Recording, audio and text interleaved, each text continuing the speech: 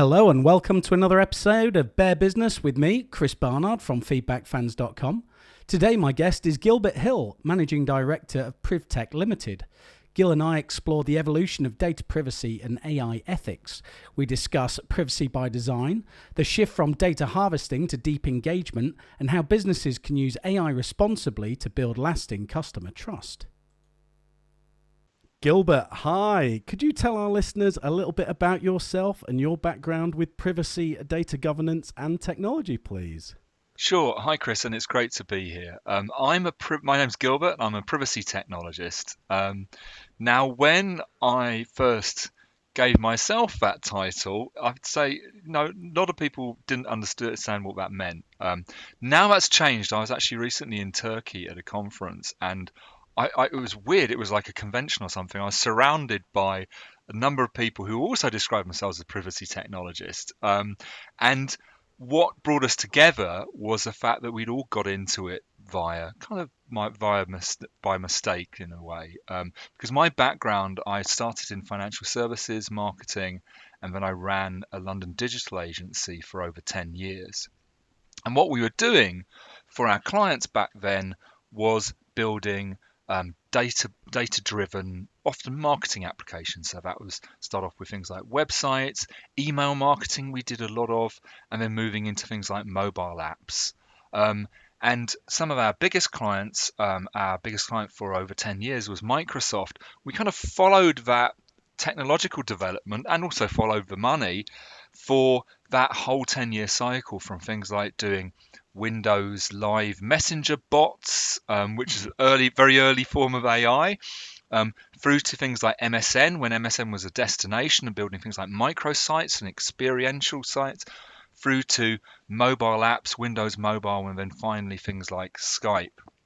Now, what sort of brought all those different projects together was the use and the collection, the storage, and the use and monetization of data. And around 10 years ago, it was the arrival of what are commonly known as the EU cookie laws that first got me and others thinking about the other side of that, the risk that we were taking on with using all this data, both compliance risk and in terms of risk to our reputation. Now, I'd like to say that I came up with I decided one day that this was going to be my future. Actually, a client helped me with that. They said, Gilbert, you and your team are responsible for our website. We want you to make sure that we can comply with this new law.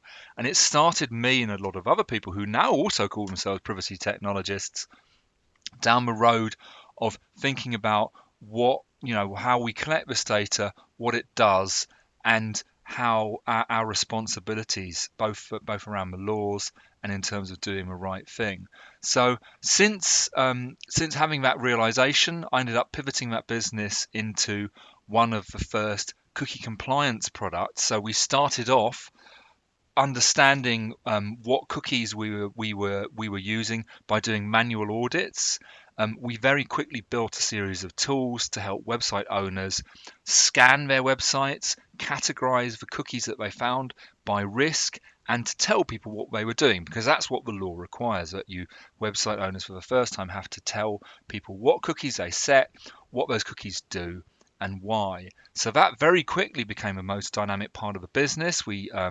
That was a software as a service business, so it would actually, people could just do a scan on the site, buy the product and install it, just a couple of lines on their website, and that grew to the point where we sold it to a company called OneTrust, and it now actually powers something like 80% of European websites. So I'm constantly seeing the product of that realization that we had back 10 years ago.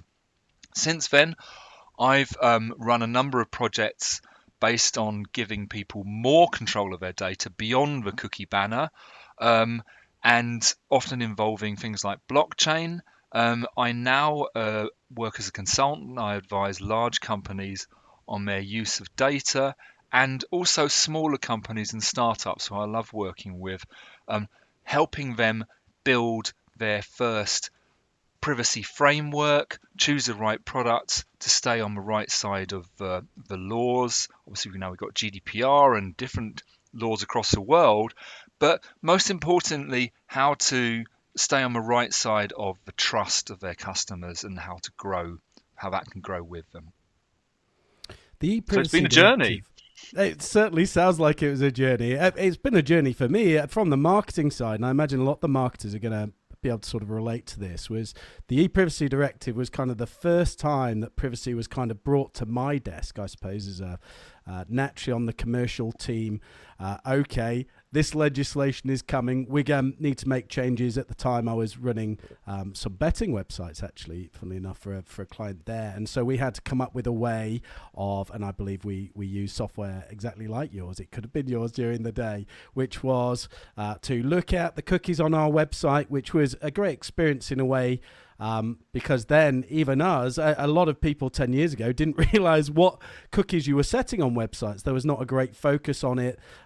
You would quite rightly not always know what your application. So we had a betting platform, of course, that would set cookies. We had the website that would set cookies. Google Analytics set cookies. Various sort of tracking software, early stage CRM would set cookies. So that was a great experience for me in terms of understanding, oh, actually, we capture all this stuff. And then, of course, since then, in these last 10 years, there's been a greater focus, hasn't there? There seems to have been a mindset shift in terms of privacy, where before maybe it was, okay, we've got to do this because there is legislation.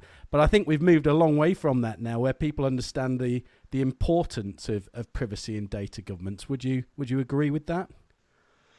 I would. I think its privacy is much better understood since the days of the cookie law arriving. As I mentioned, things like cookie banners are now part of the street furniture of the web, and I think if the cookie laws were kind of a dress rehearsal for companies and marketers getting serious about their data use and telling people about that, then the arrival of GDPR was the real deal. And I remember being really excited, being on the bus and hearing two old ladies discussing GDPR and their rights. And it was interesting how they couched it, because for them it was a very much an evolution of what marketers had been doing and how other types of data and other channels have been used and abused. So they were talking about the telephone preference service, which back in the day, you would receive lots of cold calls to your landline. I now no longer have a landline. I was doing a kind of straw poll with some friends and family, and I'd say about 60-70% of people, I'd say below the age of 60, don't have a landline anymore. But back in the day, the telephone preference service was seen as the means by which people could control who phoned them, and reputable companies would not cold call people who signed up not to receive that. There'd always be the outliers, people who wouldn't comply with that, but it gave you a heads up and the feeling that you had control. And I think that, as you say, privacy compliance in particular has, as it's been better understood both by the public and by marketing professionals, it's moved outside what I call the privacy village, outside the compliance department, outside the legal department, beyond lawyers and data protection officers, and it's become more codified. So people who are using lots of data, in marketing, where marketing's the kind of the engine room of data use in most businesses, that we're seeing lots of marketers, and especially young people entering the industry, who've got a quite sophisticated understanding of privacy and data. I remember being annoyed back in the early days of GDPR when people would say that young people in particular didn't care about their data. They didn't know what was going on. We didn't really have to worry about them having control or agency over their data. That's not the case. I think that young people know very well what happens with their data and make choices when they share data, location data, or invite people into WhatsApp groups and things like that, but they don't feel that they've got much agency and much control. And I think that much of when I'm teaching people entering the marketing industry, I see that much of what concerns young people is not just what's possible with data and what's currently legal, but much more about what's the right thing to do and whether it sits right with them ethically. And I think that's an important development. And businesses do seem to feel stuck in a bit of a limbo sometimes in terms of we need the data to market effectively, but equally we understand now we don't want to creep people out. We don't want to be that business who is harvesting was always the word for me, right? When people used to use the word harvesting, you would all automatically put everyone on the back foot because no one likes the idea of being harvested. I suppose in some strange ways, it kind of goes back to organ harvesting and sort of just phrases that can be used that will ultimately get people's stomach up. Oh, well, I'm not in favor of that, or, we wouldn't want that to happen. There's been a lot of terminology changes as well. I remember you and I used to talk about privacy by design back in the day, and effectively, as we used to say in marketing, please don't bolt us on at the end of the process. Please include us at the start, whether that's for user experience on a website or for how a flow might be through an application form. Please don't come to us after you've done it and say, how do we bolt this on? Can we incorporate it from the start? Would you say that in the over the last 10 years you've seen businesses sort of adapt that, maybe either that framework or other frameworks, so that they are integrating privacy more holistically than just sort of adding it on as an afterthought? Absolutely, and I think you're very right in pointing out the fact that language matters. Both as a marketer, I remember back in the day we'd always talk about capturing data, which I think is quite a loaded term. Similarly, in the kind of data protection world, and also of compliance world, we talk about the data subject and the data controller. Again, it kind of these relationships of power aren't always equal, and I think often, as you say, approaching this, um, bolting on a cookie solution or a privacy policy to something that's already been designed and built and may generally also already be in operation is quite hard. You can put yourself in a position where you're being the one who is slowing everything down. I mean, they used to call give a term like business prevention officer for someone who had no sort of duty to deliver to the bottom line, but would just say that this had to be done and that had to be done because compliance and because GDPR. I think the powerful thing about something like privacy by design, which has actually been around for something like 20 years, created by Dr. Anne Cavoukian, is that it's principles based, and that's closer both to that ethical mindset that I was just talking about, and also closer to how we interact with each other in real life. So if I met you in the pub or at a trade show or something like that, I immediately started pumping you for information about your nearest and dearest, where you live, what you earn, etc., what's in your pockets. Then you very quickly get annoyed with me and start looking past my shoulder and want to get away. Similarly, if I start oversharing with you very early in our relationship about what I can sell you, it would start to get very awkward. Whereas that's not been the case traditionally with these data-driven marketing applications and commerce platforms, that essentially they've been designed to capture as much data as quickly as possible, to kind of crack you over the head to get that data, and then to sort of spirit that data away, store that securely to work out how to make money from it down the line. And privacy by design turns that on its head, in that with privacy by design, you are taking a need to know approach to data. So at the start of the process, when I'm thinking, I want to build a new app which will help like maybe get owners, bedroom-based owners of guitars to spend more time actually playing them in the real world. I will then think about what's the minimum data that I need to effect that real world interaction, and how long do I need it for. So that kind of need to know approach is something which is filtering through much more into the build and the running of data driven, often web based businesses. Because what we're realizing is that all this lovely data, unless it's properly looked after, can start to turn toxic. It's a bit, I often think of it, it's a bit like nuclear fuel rods in the nuclear industry, but it's great and it's creating all this power, but then you have to think about how to dispose of it safely once it's time it's up.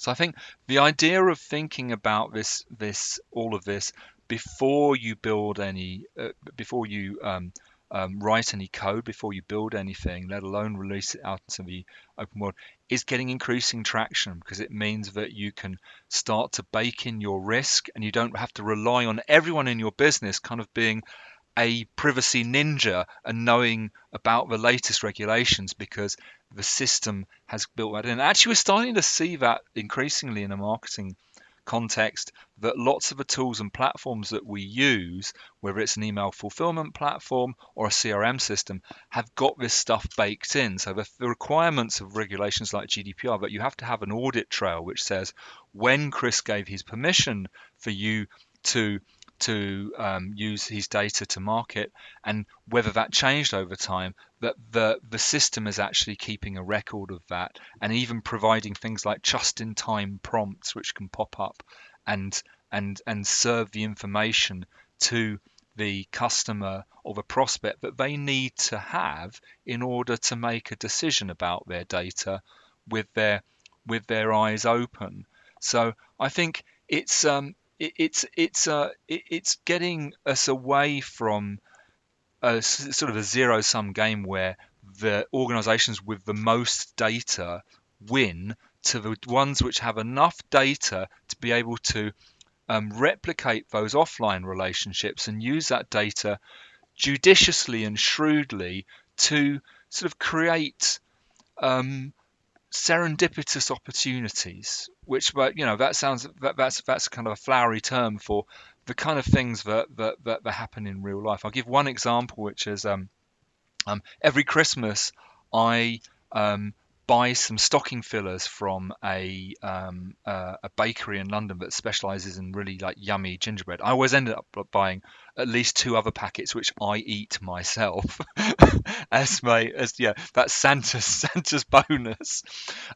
But the rest of the year I don't really think about them. Now they don't try to change that by bombarding me with things, trying to find out my birthday or Valentine's or things like that. They know, because they have data about my buying patterns, that I will be interested about 2 weeks before Christmas in getting these stocking fillers, and every year they push me an email out on which I act. I'd really like to know, in fact, to ask them what's the conversion rate on those emails, because I'm sure they are really high, because they are not using and abusing that permission.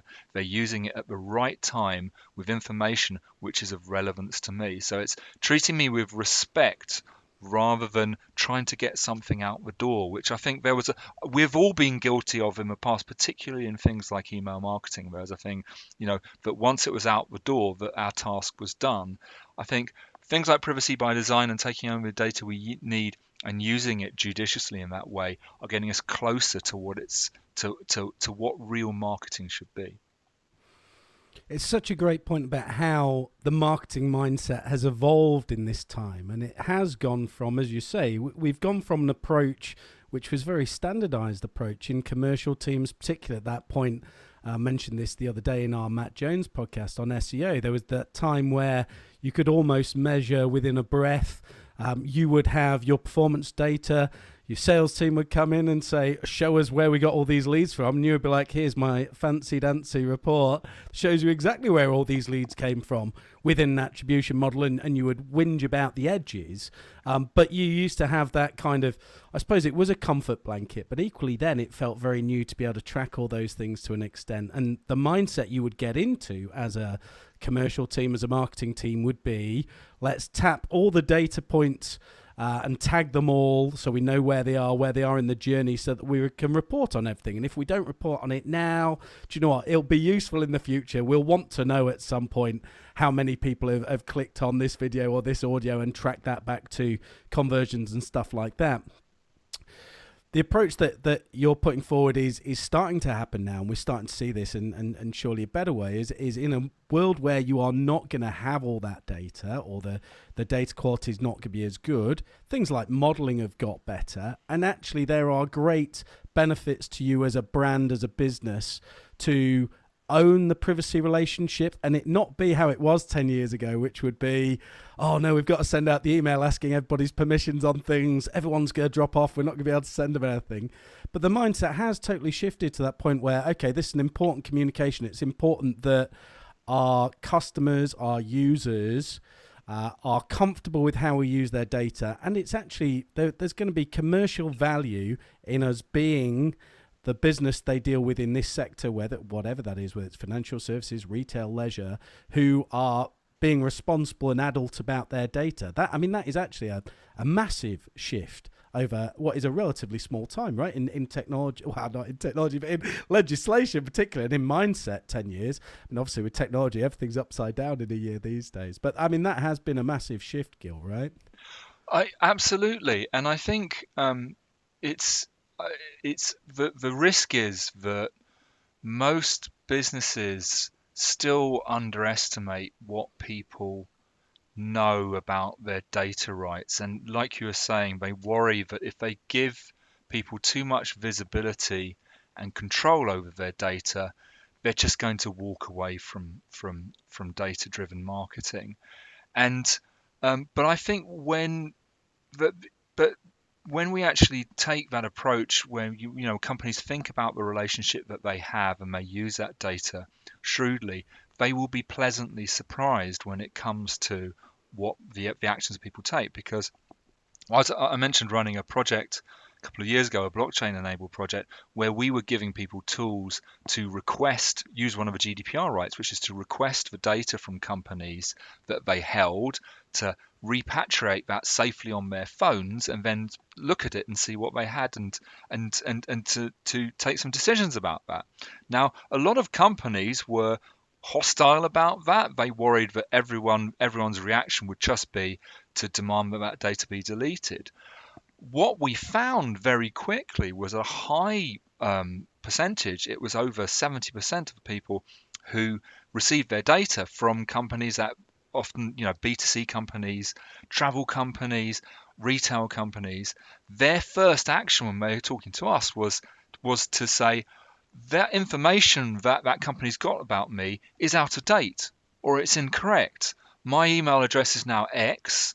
My phone number has changed, and actually they were saying, I want to receive more of these emails and less of the other ones. So it's actually refining that data. So what I found that means that you will have less data to play with, but it's going to be much more valuable data, because you're starting to think about, okay, I've got this email list of X thousand. How many of those have I actually done business with in the last year? And how many of those have said that they want to receive email preferences meter? So it starts to narrow you down to a much more engaged audience, which is a mindset. And I think sometimes as marketers, we're set unfair sort of milestones of success. So sometimes I was encountering it with a client quite recently.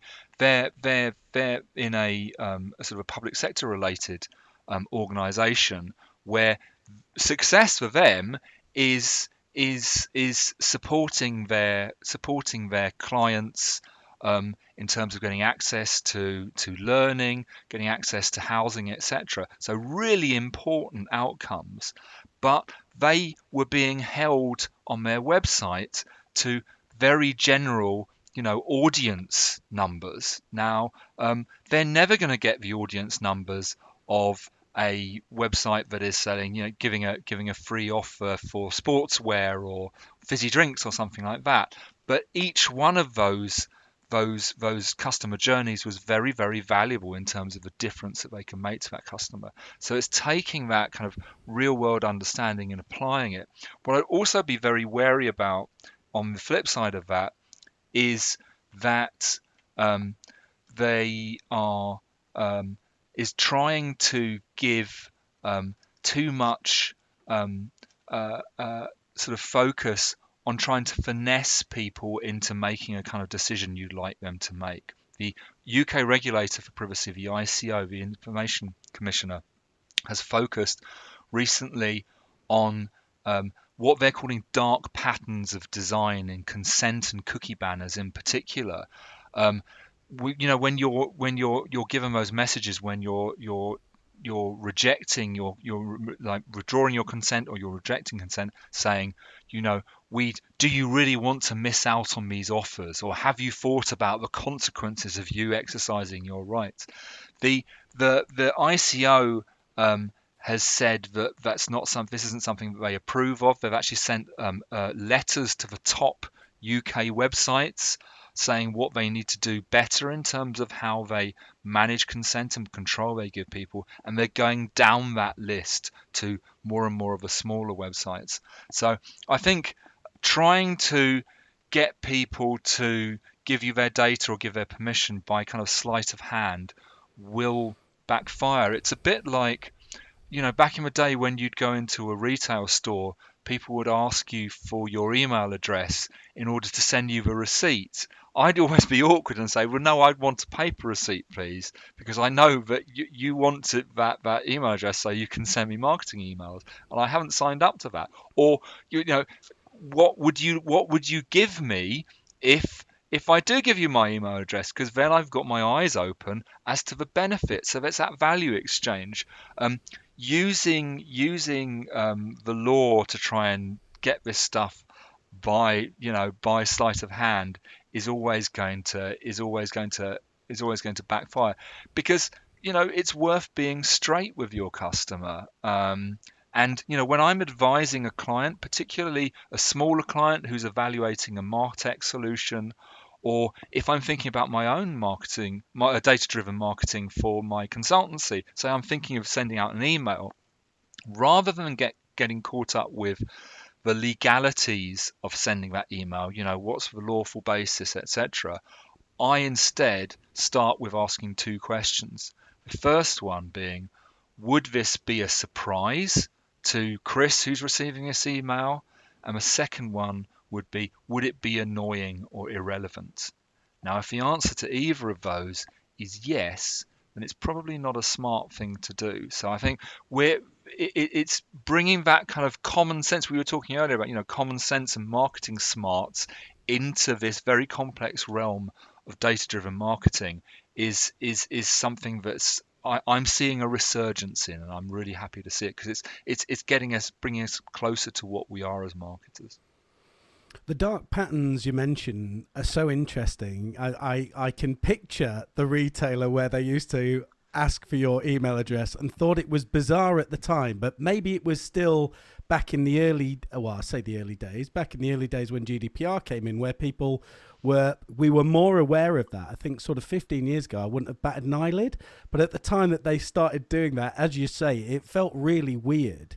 And one of the mindsets that's definitely changed there, like you rightly bring up, is what is in this for me, right? And this has been a great reset in the mind of the consumers, I think, is they understand that they don't just have to give their data willingly and expect it to be farmed or used in a certain way. They are legitimately able to say, how are you going to use this? Are you going to send me things that I am interested in? Preference centers obviously came out a lot off the back of that, and you mentioned there, okay, I don't not want to hear from you at all. I just don't want to hear about these certain promotions or these things that are totally irrelevant. And so you are they are helping you clean your list for you. If you're willing to enter, like you say, a more grown up adult contract where you are saying, okay, we use your data as a company, we use your data, we're going to use it in these ways. Is that good for you? It's good for us if you like it. Yes, rather than, oh, we're going to hide these things from you, we're going to send you stuff. And I think actually what's important from a marketing standpoint there, and you touched on it with the client you mentioned, is that actually I think marketers in many ways have been targeted on the wrong thing. If you are targeted on the most important thing, and I say this as a marketer, and 10 years ago this will have been my targets with the email database, was to have the highest amount of active subscribers. But these days, I think that would be insane if that is and I think most marketers would agree that would be insane as the target these days. It would be more metrics around engagement. And I just wonder, in a way, obviously the legislation has helped over these 10 years in kind of crystallizing it. I think penalties for non-compliance actually is quite a powerful, and we have seen, particularly in the data privacy space, that it does get people to take more action, take it more seriously, be more aware. But I just wonder if you think that the algorithmic games, particularly the last 10 years with social media, has pushed us towards this, because I think it became obvious to marketers as they engaged in social media, moved from that, just using it as a push channel to tell you about our products, to this more collaborative meme culture, kind of more entertainment culture, but obviously so algorithmically led that I think marketers understood that they were better having 500 followers who all commented and all were super engaged, and particularly the retailers would feel this, the leisure companies, 500 super engaged people who love hearing from you and love your brand, than 10,000 followers where only, say, 2 people comment, because obviously you're going to be penalized in the algorithm. They're going to think that you're not promoting good, relevant content. And so you kind of got policed in that way. And I think actually, I mean, I've never thought about it until this moment as you've sparked me off with it. Actually, that has changed mindset for marketers. I think more than anything, that kind of the move to algorithmic feeds has kind of sharpened people to understand actually it's not about volume. It is about engagement. Would you agree with that? You're dead right, and in turn, you've got me thinking about that. I mean, part of it has been, changes to how SEO has worked. So back in the day when we wanted people to know about the cookie product that we just built, and we felt it was a moment in time. There was a law that people were being aware of. You could use content to drive engagement. So we created lots of different bits of our site which was focused on different aspects of the law, answering questions. That wouldn't work now. It's become a numbers game in terms of a budget. And also, something that works for a mass market product doesn't work the same for something which is a large ticket purchase. Or if you think about things like financial services, I'm going to have a relationship with a financial service provider over a long period of time. If it's like, say, a pension product or a life insurance product, so the taking that simple yardstick does not really apply. So the more that you can focus on, like you say, the having deep engagement from a tailored audience, the better your success will be. And we've got plenty of examples now where you can see that. I mean, sort of going off piste with that, I get from time to time I get asked to judge industry awards, and I always find that really fascinating because you get to see the details of campaigns. And I was doing that recently, and it was the first awards that I've judged where it was obvious that AI was being used quite heavily in the applications. And these are big companies who are applying to win these awards and these prestigious awards. Now, obviously, that's not marketing per se, but it's a kind of it's their goal is to win an award or be a medalist in the award, and to get exposure for their brand. Now, for one particular award, there were 2 large companies who had submitted an identical answer to the question using one of the big, AI packages, and there was a smaller agency who had obviously handwritten it and have given some human thought.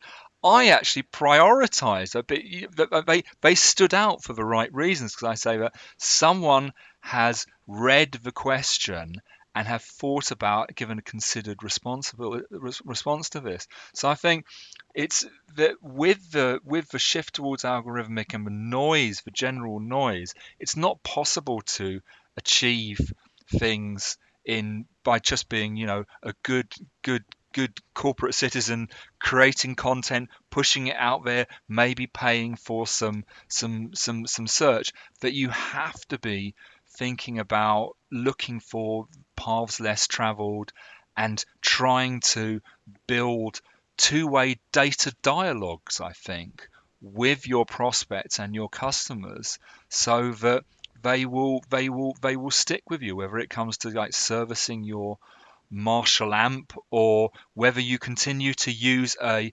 real life IFA for your financial advice, as opposed to an algorithm or an agent. And now, of course, you've let the AI cat out the bag. I suppose we're going to have to take you to task on how you feel about that, because it's such an interesting space. I suppose, in a way, how fortunate we are to have had this data privacy revolution, or at least, if not a revolution, a greater understanding before the AI wave came, because I imagine you must have nights now where it must be very difficult to get to sleep. You see it at the industry awards. It certainly goes on in the dark as well without that, where we hear of stringent rules brought in, usually at the big consultancies. I have various kind of backdoor whispers that come to me from these various elements. Obviously, know lots of these businesses, great people at these businesses, but they obviously like to chat to me about kind of restrictions they have. Of course, back in the day for me as a marketer 15 years ago, despite social media being part of my job, I would never be allowed by the IT team social media access, because we still had that insane moment in time where you're like, everyone's going to be using it to post pictures to their mates, right? I mean, people forget. I bring it up because the young people will be like, that's absolutely insane. It was absolutely insane. But like, we've moved on from there to where we are now in the AI space, where people are copying and pasting stuff into these big things, sensitive data, personal data. And in a way, it shows me how far we still have to go on data privacy technologists like yourself. Come and save us, Gil. We're in that sort of situation, right? What are we going to do about? And again, IT are going to have to come in and do what they used to do to the marketers 15 years ago and restrict access. But of course, as soon as they do, as I used to have to post on social media, they use their personal phones to do these things. So again, not a viable solution. How do you feel about AI at the minute? How are you advising businesses you talk to about AI as it's kind of the next frontier, and there is kind of a lot of ways it can help us with data privacy, and there's a lot of ways actually it could be a problem. How do you see it? Well, that's a huge question. We could spend a lot of time talking about. Just I'll focus on a couple of elements. First of all, I think I was thinking about this earlier, and I think there are a lot of similarities actually between the AI boom that we're seeing now and that last boom in tech that we talked about, and social media around social media around earlier than that, getting online and e-commerce. Now there has without doubt been a breakthrough in AI in the last decade. It is the real deal. It's very exciting in the ways that some things like the metaverse haven't really fulfilled their hype. And since then, it has been about pouring more cash, more computing power, and more data into the pot, which it must translate into better outcomes, right? Well, actually, we saw this in marketing, over a decade earlier, where more and more data, as we were talking about, is being slurped up, used, and churned out as kind of marketing slop in the form of emails, texts, ads, and social media. And you also had companies trying to different bits of the companies almost at cross purposes. So I remember, like you were saying, talking to a salesperson when I worked in financial services, saying that they couldn't, they weren't allowed to use LinkedIn because their HR had said that there was a risk that if you're on LinkedIn that you might go and get another job. Now, they were saying that how can I do my job if I can't connect with prospects who are all on LinkedIn? So there's a kind of a real tension there, which is to be expected every time there's a new arrival of a new general purpose technology like AI. And of course, as you mentioned, Chris, there's heavy use of shadow IT. So even though people will be stopped from using AI at all in some organizations or forced to use one particular flavor of it, they'll be doing that. We've all got our phones, which are powerful computing devices in their own respect. How to manage at risk, I think, is it really comes to I will take the same approach that I do with any technology with a client when I'm brought in, is to focus on three things.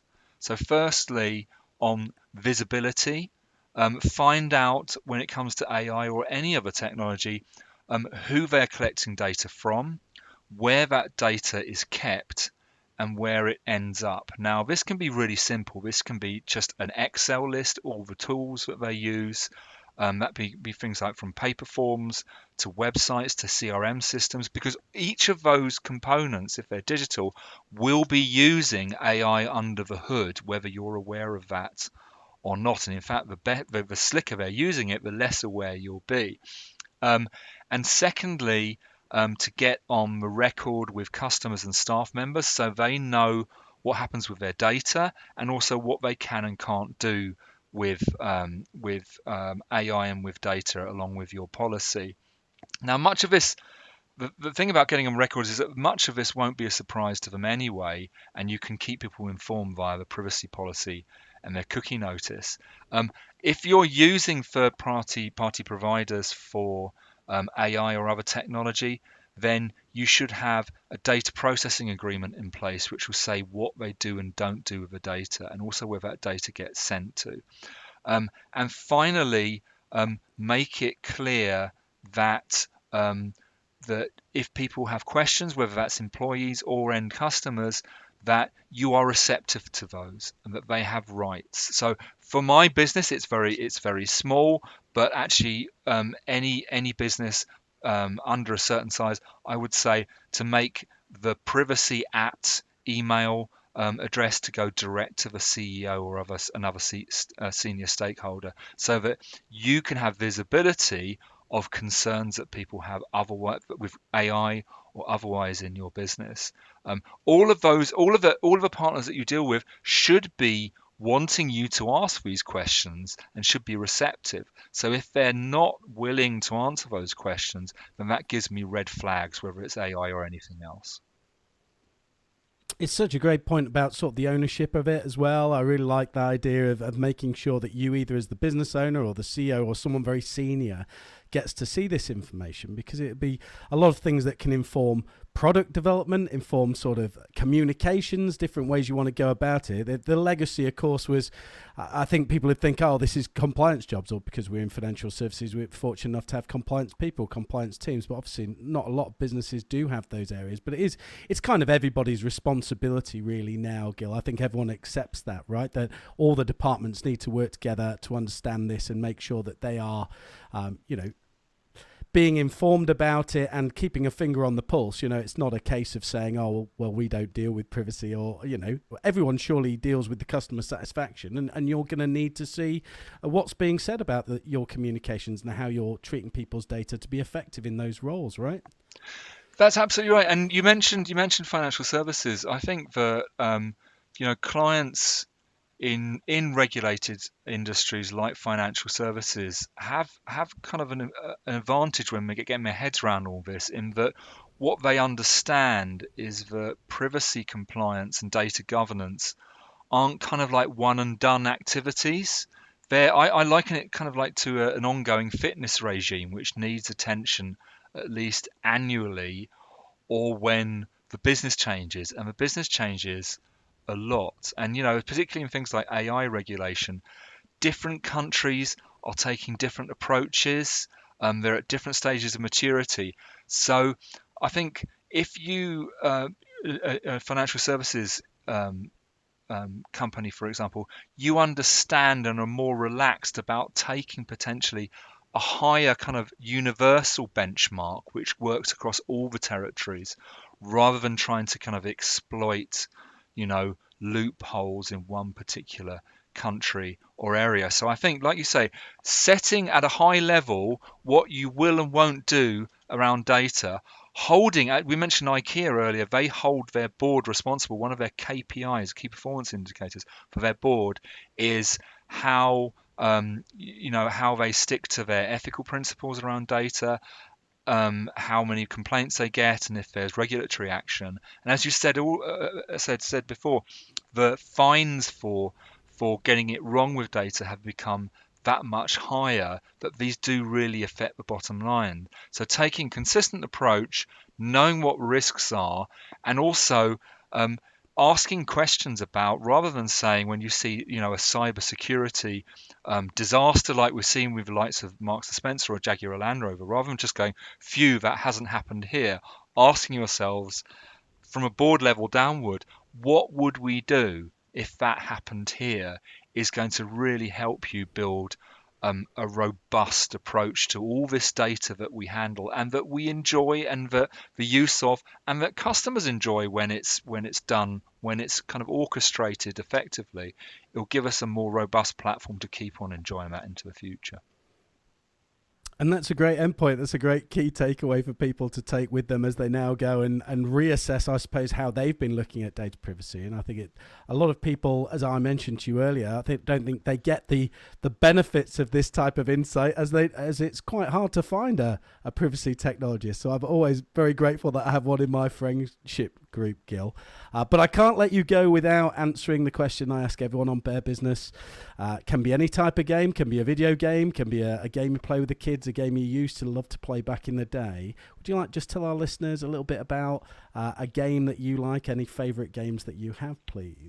I did have a think about this when we just chatted earlier, and I want to be cheeky. I'm going to try and have two. It's two computer games, and it's weirdly, it's kind of like chasing a feeling that I have. There was a game that came out over 10 years ago called Skyrim, which is a role-playing game where you're in this kind of icy.